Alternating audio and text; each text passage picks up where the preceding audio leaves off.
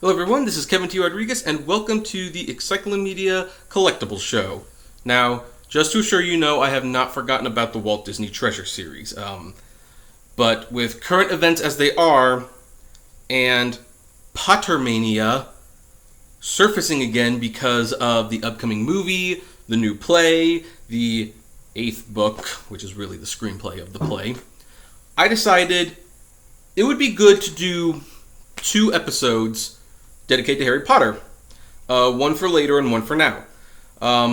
Okay, that's a lie. I actually decided to do 1 episode, and I ended up doing the 2nd episode because I forgot to include this in the other episode.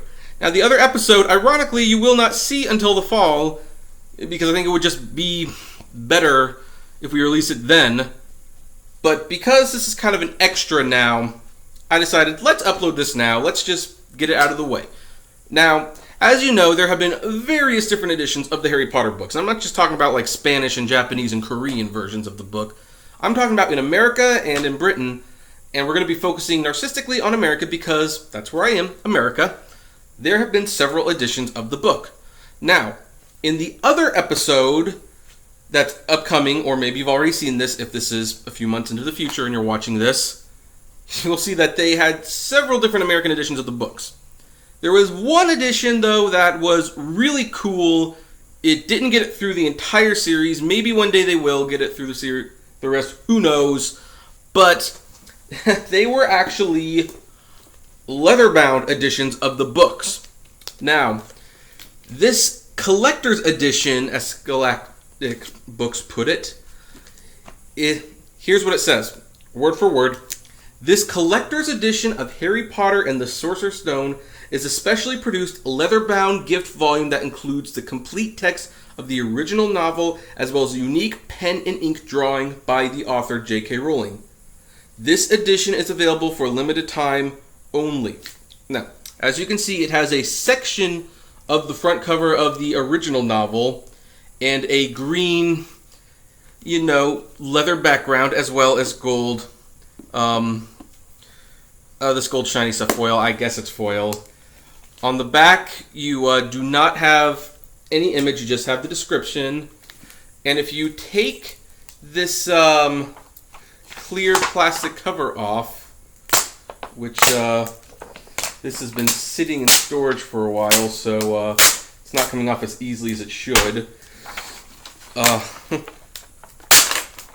this is killing me to do this. I'm not going to do this for the other book, for the record. It will take the description off, and you just have a blank back of the book, so that it looks like a, real sophisticated copy of the book. And on the side, you can see the title, and the year 1 is much more prominent than it was on the original books.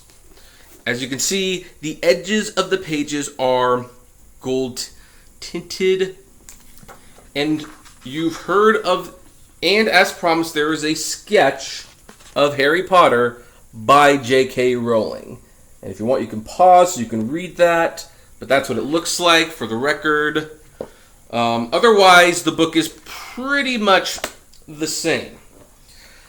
Now then, some of you might be wondering, how limited edition was this? Apparently, there was only 75,000 copies made, which that sounds like a lot.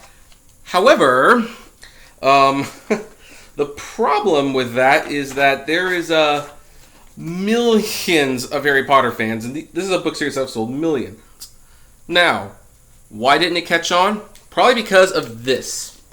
It's, I don't know if you can see that, but it costs $75. Which, for the record, I did not pay $75 for this.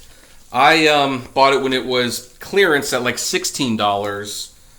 And trust me, that's I will never find it that cheap again. Now, it must have done well enough because they did release the 2nd book in a leather-bound edition. Same thing, $75, same general gist. I'm not going to take the plastic cover off this, gold sides. Instead of a drawing of Harry Potter, though, they actually included the full cover art of the original book inside. So that was kind of the special feature. It was a frameable jacket art, as it bragged.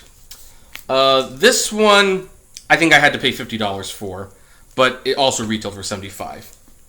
Now then, if they had released all 7 books in this edition, you'd be looking at one very nice display collection on your shelf if you were a true Harry Potter nerd. However, this is it. This is all we got of it. 2 books. I'm assuming this is because, despite the high price and the limited quantity, they didn't really sell very well. Probably because of the high price. And a lot of stores discounted them. Like I said, I got this for $16. This I probably got for a little under $50. I was paying well below... I just smashed my finger. I was paying well below the retail price for these books. And that's a problem. Because I think these books were intended to, like...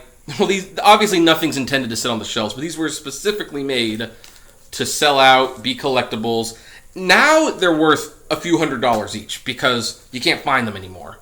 But on the store shelves, the average consumer looked and it was like, $75 for this version of the book when the regular book cost $10.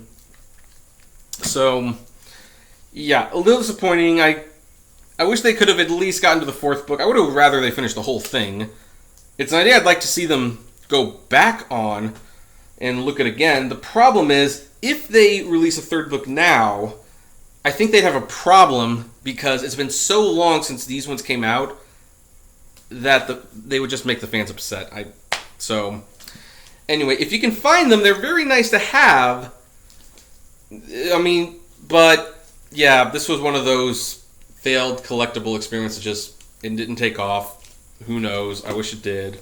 But there you have it. So, any of you watchers out there, do you have these books? These specific editions, I should say. Have you heard of them? I'd like to know. Comment below. Like, favorite, share, subscribe. And as always, flame responsibly. Have a good one.